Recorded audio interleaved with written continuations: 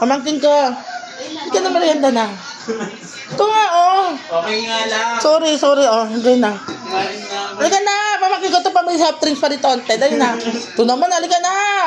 Dapat tinatanggam yung mga binibigay ko. Inumin mo na to. Kadasal lang dito, Idoy. Huwag ka tumanggi. Sabi mo kasi kay JR na lang. Kay, ano, panganay ko. Ah, Ikaw na lang, Buday. nagtampo ka naman sa akin. Agad pa, May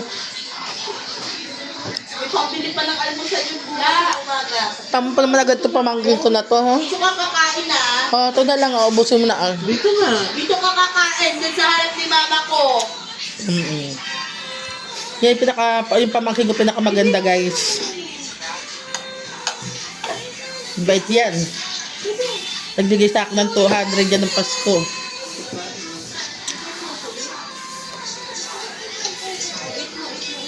Di ka nagdasal dito kanina para nabawasan sana yung mga ano natin. Hindi lang sa'yo. Anong gustong ano ko? Ano ko dun sa ano ko kanina, binidyo ko. Pinakita ko na kanina sa anak ko. Nakakain ako eh. Mukhang tinatay. Mukha lang isang tinatay. Yung party ng asawa ko sa ina. Ganyan kakalaki. Yeah, guys, mabait yan. Sana po sa Pasko may trabaho pa rin siya. Para Para may 200 pa. 300 na yun, guys. Hindi ko na sa inyo pakikita, guys, yung subo niya. Masyado naman ano na yun.